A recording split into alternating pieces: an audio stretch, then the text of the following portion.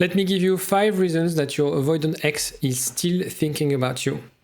And I'm making this video, first of all, because I'm a former avoidant, but also because after a breakup, it's very hard to make sense of things. And after a breakup with an avoidant, it's 10 times harder. Right now, it's very hard to deal with this breakup, the emotional impact it has on you. But you know there's potential. You know there's unfinished business. You know your story is not over. But you have no signs. You don't know whether your ex moved on. Maybe you're in touch with them, but the messages don't give you any clue. You don't see any progress. Let's have a look at these 5 reasons and let me know in the comment section if that helps you. So first of all, how avoidant process emotion. They process emotion privately.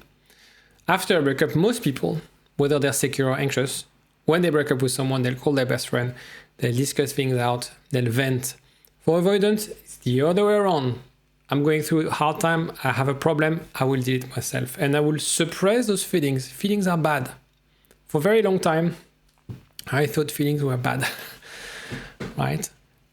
Oh, being emotional, because being emotional is being vulnerable. Being vulnerable is being weak. I don't want to be weak. Okay, I want to shield myself from that. I want to have an image of someone strong, right? And I don't allow emotions to interfere in my life. What happens is when you go no contact, when you give them the space, that time apart helps them to reflect. They have no other choice than to reflect. There's no pressure anymore from their partner. And that's the value of time and space of no contact when you're dealing with an avoidant. The thing is, as part of my work, I read a lot of studies. I probably write a blog, articles. There's a study from Friedlander mentioning that avoidants, they feel emotions. So the thing is, we all feel emotions. Human beings, they feel emotions. But the thing is, avoidant, they decide to dismiss them, not expressing them. We feel an emotion, we automatically distract ourselves. We shift to work. We consume content, we consume things to distract ourselves. That's not the right way to deal with emotions, but that's how we do it. When you have insecurities, when you have an avoidant attachment style, that's what you're hardwired to do. And it's the work that you have to do as you develop a secure attachment style is accepting your emotions and being able to unpack those emotions. Now, the first reason that they're still thinking about you is because of nostalgia. When we process information, when the relationship is gone, positive memories will take more importance than negative ones. The things that will remind them of you will create this element of longing. Could be songs, things that they see at home, places, etc., etc. And avoidant, in the book Attached, he called that phantom X. Avoidant, they usually reflect back to the relationship and have a better perception of the relationship after the relationship than when they're in a relationship. Because when they're in a relationship, there's the pressure of the commitment. And so in hindsight, they always reflect and think about the good times. That's the first element. The second one is this idea of unfinished business that I discussed in the intro. It's this idea of, I know I had feelings for that person, but somehow it didn't work out.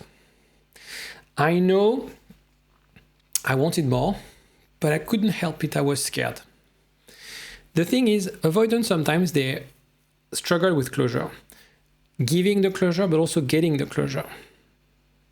Because they don't express things properly, because they're usually bad communicators, because they don't communicate things, they let things unsettled.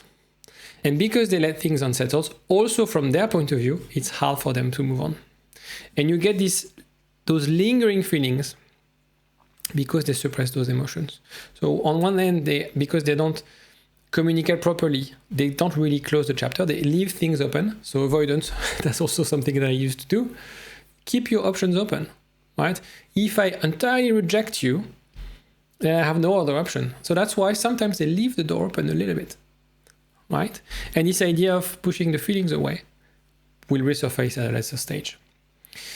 The third element is the fear of losing you.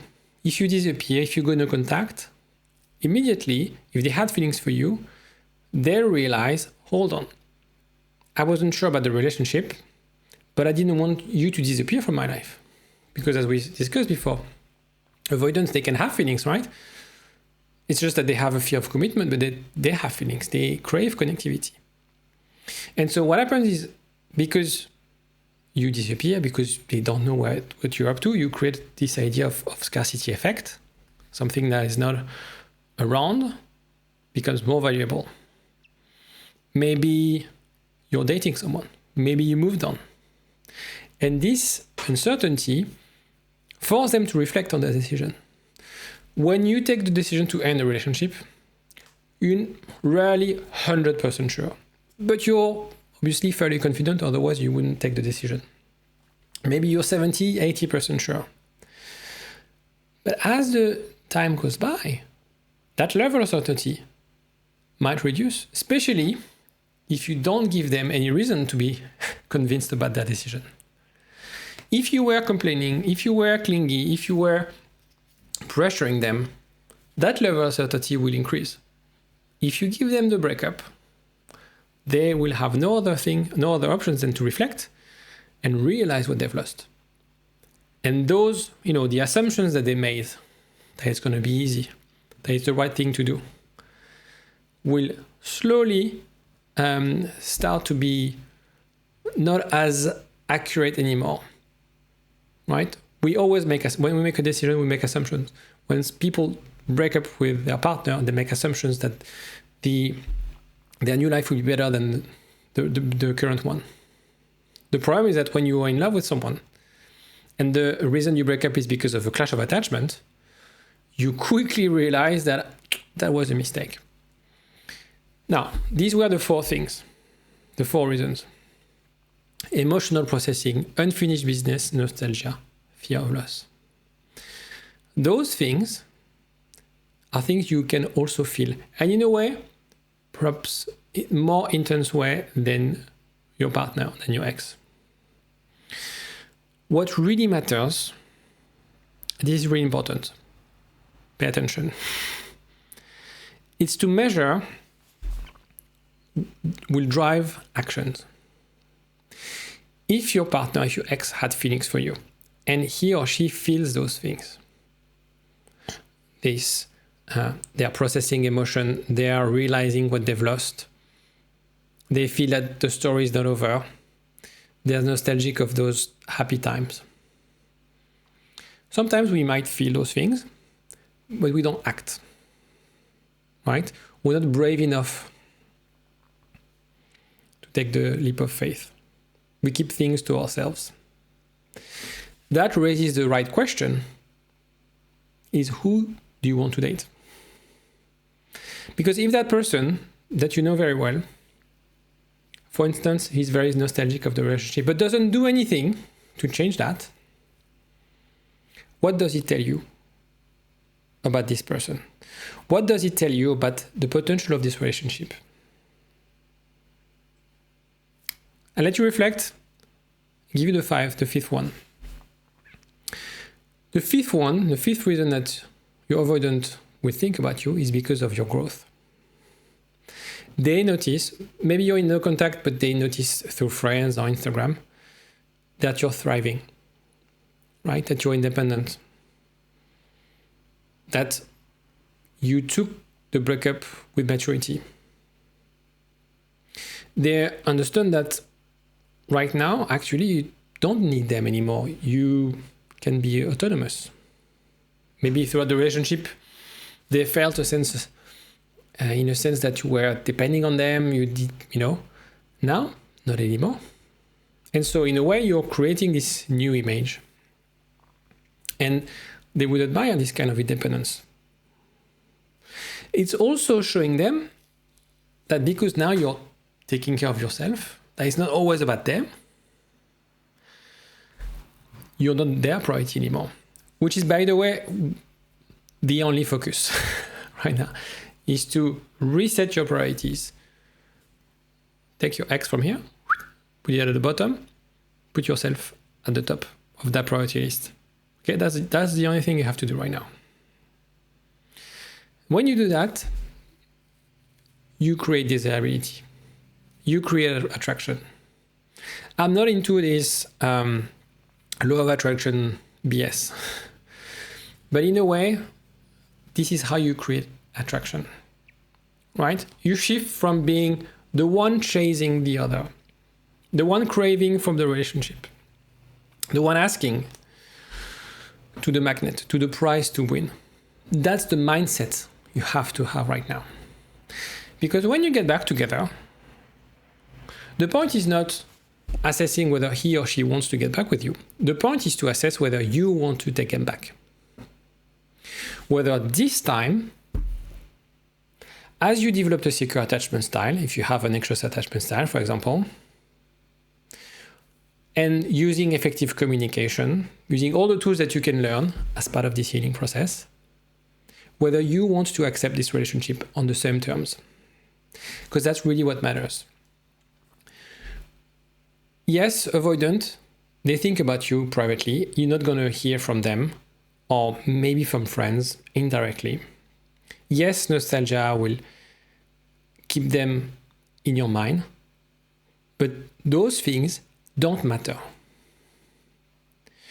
The things that matter are the fact that this person realizes that if they love you and it's not working out, they should fix it. If they have feelings for you and you know you haven't done anything wrong, they have to work on themselves. This is what matters. And when you reflect on the relationship, which is the first thing you need to do after a breakup, is reflect on the relationship. I created a whole course and a whole toolbox for my clients that I call Reconnect. The R of the Reconnect is reflect.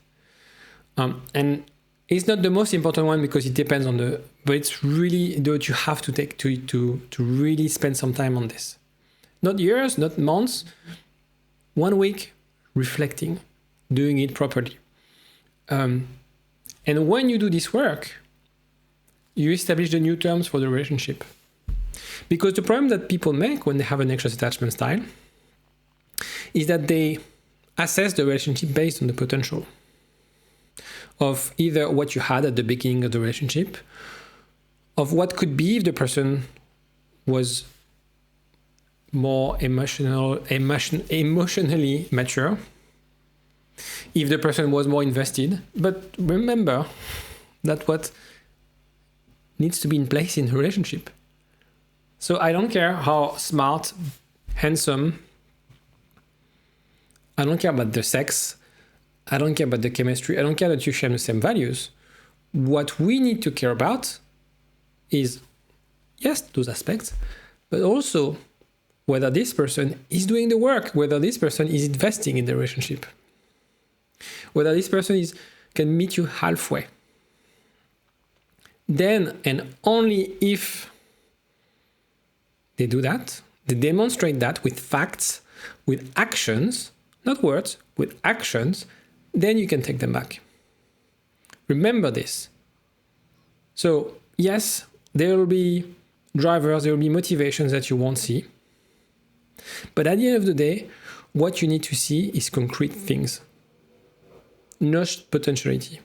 You're not dating a potential. You're dating someone who shows up. That's the relationship you deserve. And that's the only thing that matters.